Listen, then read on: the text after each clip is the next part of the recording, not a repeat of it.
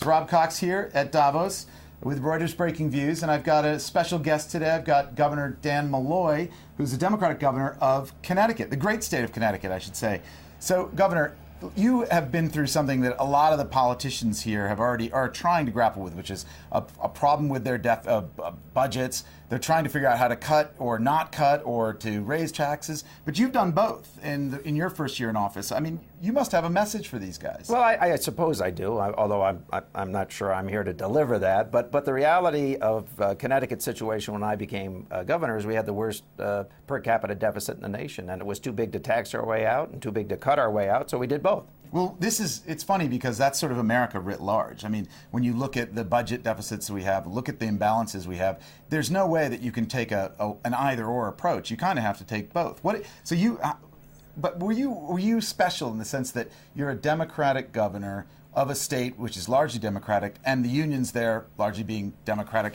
Did you have a special edge? Is it hard? Will it be harder for others to do that? I don't think it is harder. I think there's a certain reality that we have politics in America that are really extreme one way or the other, and I kind of decided to run the ball down the middle, which is what America usually does but can't do in this political environment. I was the first Democrat elected in 24 years, first one to serve in 20 years. So I think that gave me an advantage because people obviously voted for change. I had a $3.5 billion structural deficit representing upwards of 20% of our actual revenue. We restacked our relationship with our employees. That'll produce about $21.5 billion over the next 20 years in savings.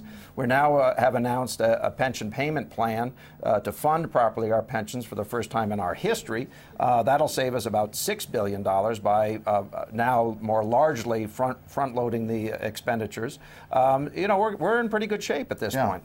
Now, you dealt with that part of the balance sheet, as it were. What about growth? I mean, this is the other thing that, of course, we're not talking enough about in politics generally in the United States, I think. But you are here kind of stumping for Connecticut, trying to find some investment in the state. Sort of, you've probably talked. I think you've talked to some biosciences businesses. Tell us what you're trying to do while you're here. Well, bioscience is a big initiative for us in Connecticut. We're putting a lot of money into the research function at the University of Connecticut Medical School in Farmington. We've also attracted Jackson Laboratories, a world-renowned laboratory, to build their genome project and personalized medicine project in Farmington as well.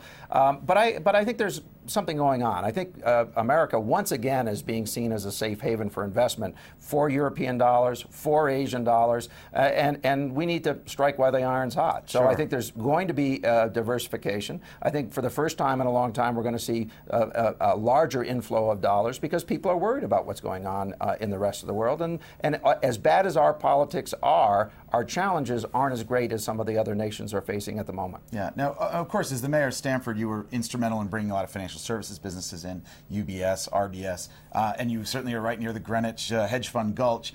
Are you concerned that there may be that the financial industry is going through some serious pain globally? How are you dealing with that? And are you worried that there might be a little bit too much reliance, say, on the tax base for the state? Well, let's be honest. We have a substantial tax advantage over other states in our neighborhood. And that's New Jersey, New York. Right, and that's why the hedge fund has moved and continues to move a lot of assets to Connecticut, and I think that's going to continue. Even though we've had to raise taxes in Connecticut, I mean, are you worried that they'll move to Massachusetts? I'm not sure they have a choice. Well, you move to Massachusetts and you're going to pay more. Right. You stay where you are and you're going to pay more. You come to Connecticut and you're going to save more. Maybe it's a little less than you might have saved a year ago, but we have a very low maximum rate of taxation compared to our neighbors. So we're in pretty good shape, and we'll continue to try to recruit bioscience, digital technology, innovators, financial services. We think insurance is going to be a growth industry again in Connecticut. So I think we're on the comeback. We've created 9,000 jobs last year at the same time that we balanced our budget in a way that no other state did. Right. All right. Well, thanks a lot. I hope you have fun, and I hope you bring some business in. That's Governor Dan Malloy of Connecticut, and I'm sending it back to you, Christia.